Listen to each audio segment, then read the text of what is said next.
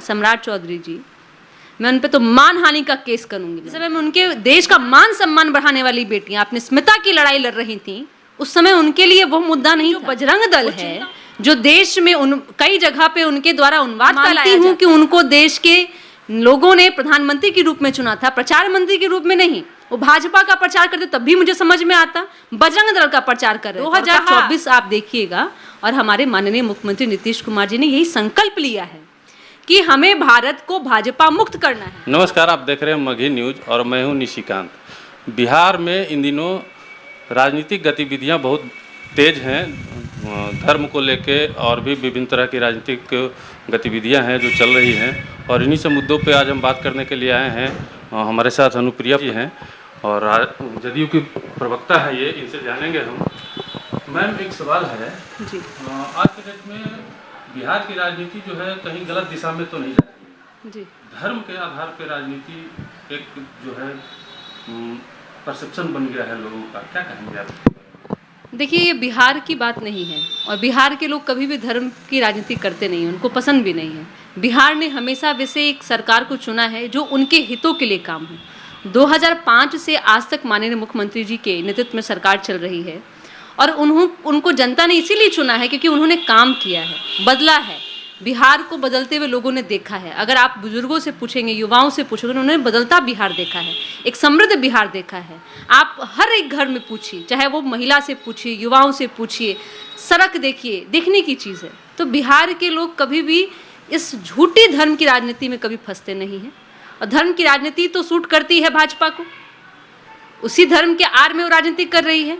लेकिन उनका पतन आप देख लीजिए धर्म के कहाँ पर चले आए हैं। तो धर्म बिहार का नहीं है और हमारे नेता किसी भी वोटर की वो चिंता नहीं, वोट की चिंता नहीं करते, वो वोटरों की चिंता करते हैं। हम जनता की चिंता करते हैं। आप कह रही हैं कि धर्म के नाम पर बिहार के लोग नहीं चलते हैं, लेकिन बाबा बागेश्वर आए हुए हैं अभी, और उनके जो कथा में भीड़ है वो तो बिहार के ही है। देखिए, बाबा बागेश्वर कोई नेता तो है नहीं, वो तो एक संत हैं और आचार्य हैं वो। तो उन्होंने अपने हनुमान कथा के लेकर के आए हैं और हमारी भी आस्था है। मैं भी हिंदू हूँ, मैं भी पूजा पाठ करती हूँ। तो जो हिंदू हैं, जो सनातनी हैं, जो धर्म को मानते हैं, वो उनके सामने गए हैं। और कथा सुनना, कथा करना तो ये हमारा संविधान कहता है कि इस भारत की खूबसूरती है कि भारत में कई भाषा के लोग, कई संस्कृति के लोग, कई धर्म के लोग रहते हैं। बीजेपी तो उसको राजनीतिक अवसर के रूप में इस्तेमाल कर रही है। यूज तो किया ना, आपने कर्नाटक के चुनाव में देखा होगा भाई, जहां पे देश के प्रधानमंत्री, जिस समय में उनको देश की बेटियां, जिस समय में उनके देश का मान सम्मान बढ़ाने वाली बेटियां अपनी स्मिता की लड़ाई लड़ रही थी, उस समय उनके लिए वो मुद्दा नहीं था, वो चिंता उनकी नहीं थी।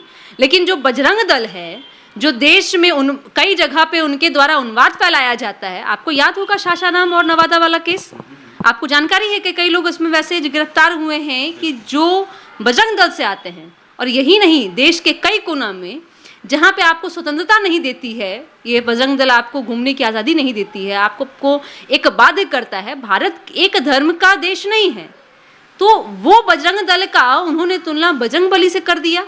और देश के प्रधानमंत्री, मैं मानती हूँ कि उनको देश के लोगों ने प्रधानमंत्री के रूप में चुना था, प्रचार मंत्री के रूप में नहीं। वो भाजपा का प्रचार करते तब भी मुझे समझ में आता, बजरंग दल का प्रचार कर रहे थे और कहा कि भाइयों एक बार बजरंगबली का जयकारा करके वोट देने जाना। दिया लोगों ने ना वोट।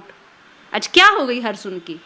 और आप देख रहे होंगे कि ये 2014 में सरकार उन्होंने बना लिया, केंद्र में 19 में बना लिया, लेकिन उनका रेशियो देखिए, अब राज्यों में उनकी संख्या घटते जा रही है। सरकार वही उनकी है, अधिकतर आप देखेंगे जहां उनको जनता ने नहीं चुना था, जोड़ तोड़ की सरकार उनकी है। तो ये भाजपा का दो ही नीति है, बस सरकार बनाना उनका है। कभी भी सरकार जनहित की बात नहीं करती है, जनता की बात नहीं करती है। तो ये भाजपा जो राजनीति करने का प्रयास कर रही है, देश की जनता समझ गई है कि यह 2014 में जिस वादे के साथ आई थी, किसी वादे को पूरा नहीं किया। एक बार भी प्रधानमंत्री को आपने कहा है, सुनते देखा है क्या कि हमने इतने लोगों को रोजगार दिया? याद होगा 14 में कितना करोड़ दूं, बताइए कितना करोड़ दूं? अब बोलते हैं बताइए कितना करोड़ हमने नौकरी दिया। अब तो हुंकार नहीं मारते हैं प्रधानमंत्री। क्या लगता है कर्नाटक वाला जादू बिहार में चलेगा? पूरे देश में चलेगा। 2024 आप देखिएगा, और हमारे माननीय मुख्यमंत्री नीतीश कुमार जी ने यही संकल्प लिया है कि हमें भारत को भाजपा मुक्त करना है। क्यों करना है भाजपा मुक्त? क्योंकि ये ऐसी अहंकारी सरकार है, उन्माद फैलाने वाली सरकार है। आप देखिएगा, आप एनसीआरबी की रिपोर्ट को देखते हैं, आप कई रिपोर्टों को पढ़ते होंगे। 14 में इनकी सरकार आने के बाद में देश में जाति धर्म के नाम पे दंगा बढ़ा है। मणिपुर में किसकी सरकार है? क्या कहा था यहाँ पे नवादा में अमित शाह जी ने? हमारी सरकार चुनो, कहीं दंगा नहीं होगा। मणिपुर में क्या कांग्रेस की सरकार है, जदयू की सरकार है। अच्छा मैम, अगर धर्म के नाम पे राजनीति भाजपा कर रही है तो जाति के नाम पे राजनीति तो आप भी कर रहे हैं। नहीं, क्या हम जाति के नाम पर राजनीति क्या करते हैं? बीजेपी तो लगातार आरोप लगा रही है कि आप जाति के नाम पे राजनीति कर रही हैं, जैसे अपने पिछड़ों को अति पिछड़ा में बांटा, दलित को महादलित में बांटा। जिस समय हमने ये बांटा, हमारे साथ में कौन थी? किसकी सरकार थी हमारे साथ में? भाजपा की सरकार थी। 2005 में तो हम उन्हीं के साथ में थे ना। और उनको पता है कि हम, देखिए, जातिगत जो बांटने की बात है, आपको थोड़ा संवैधानिक रूप से समझने की बात है कि यह जो एक प्रक्रिया है कि समाज में वैसे लोग जो पिछड़ गए हैं, जिनको अभी तक प्रगति के मुख्य धारा से नहीं जोड़ पाए हैं, उनको उस मुख्य धारा में लाने का प्रयास किया। आर्थिक रूप से, सामाजिक रूप से, शैक्षणिक रूप से हम उनके जातियों की जब आधार पर रिजर्वेशन फिर होता है, जातिगत जनगणना की मांग तो कर रहे हैं ना। आप देखे होंगे कि जातिगत जनगणना की मांग को लेकर बीजेपी भी साथ में गई थी। इस पे बीजेपी भी हमलावर है। नहीं, हम बता रही हूँ, समझिए कि जातिगत जनगणना के लिए साथ में गई थी दिल्ली जरूर। आज अगर सुप्रीम कोर्ट ने या हाई कोर्ट ने रोक जब लगाया है, एक बार भी उन्होंने पिटीशन उसमें फाइल किया कि नहीं सर ये होना चाहिए? कहती जरूर है। ठीक है, बिहार में तो अब इनकी सरकार नहीं रही, लेकिन अन्य राज्य में जहाँ इनकी सरकार है क्यों नहीं करा लेते हैं? हम कभी भी जाति धर्म की बात नहीं करते हैं। हमारा सीधा बात, हम न्याय के साथ विकास की बात करते हैं। हम वोट की चिंता नहीं, हम वोटरों की चिंता करते हैं। और उन लोगों, वंचित शोषित लोगों को भी हम मुख्य धारा से जोड़ने का प्रयास करते हैं। आप देखिए, बिहार एक ऐसा लौता राज्य है जहां 35% रिजर्वेशन महिलाओं को मिला है। किसी आप राज्य में आप मुझे बता दीजिए क्यों किया गया?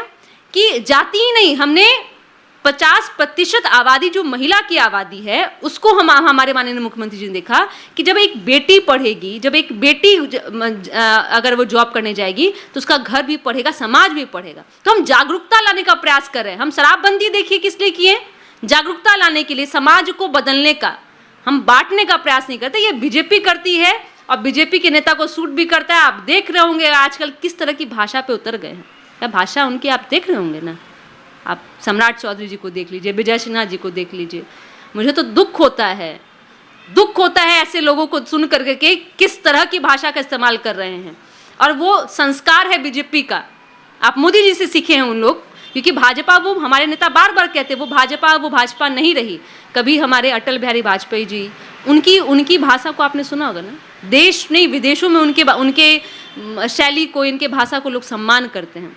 प्रधानमंत्री मोदी जी क्या करते हैं? बस चिल्लाते हैं, धर्म के रात में बांटते हैं। तो भाजपा को यही सूट करता है।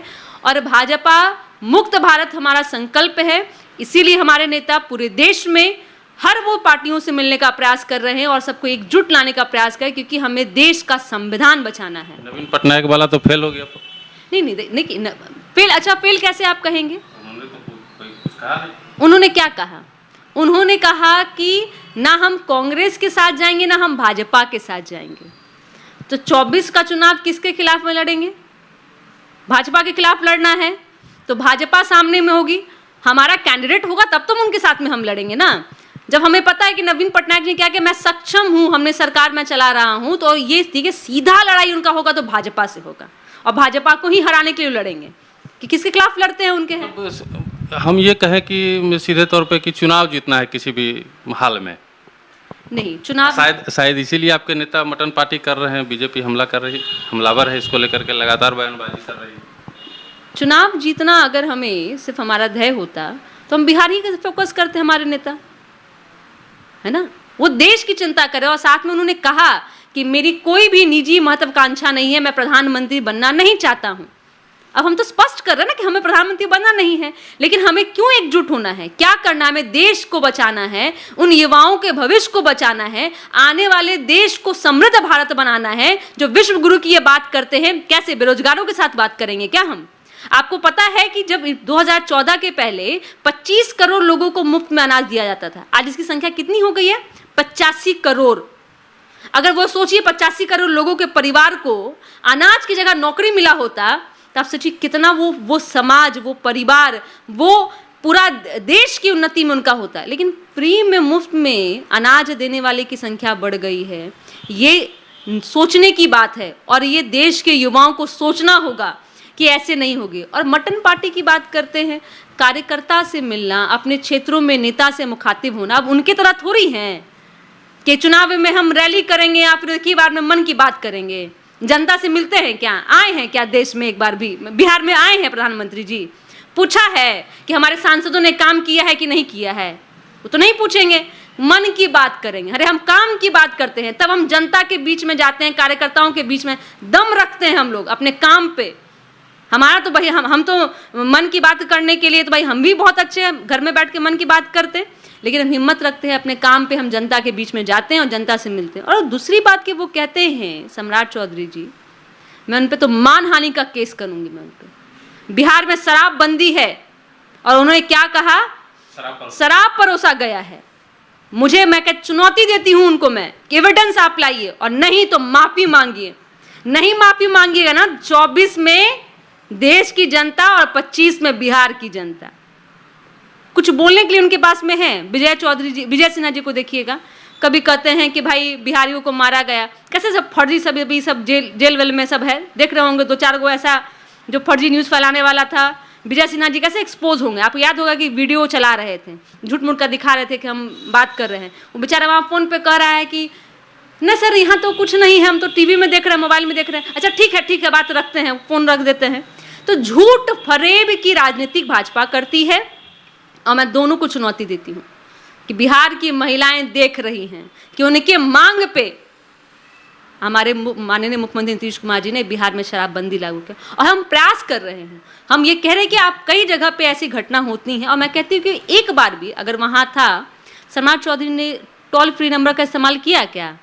कभी बताया सरकार प्रशासन को कि भाई यहाँ पे शराब बिक रहा है? आपका दायित्व नहीं बनता है, नेतागिरी कीजिएगा सिर्फ। बिहार की जनता समझ रही है और आपको बताएगी। धन्यवाद। ये थी हमारे साथ अनुप्रिया जी, जिन्होंने तमाम मुद्दों पे अपनी बात रखी। और इसी तरह हमारे खबरों को देखते रहिए और मगही न्यूज़ को लाइक और सब्सक्राइब करते रहिए। धन्यवाद।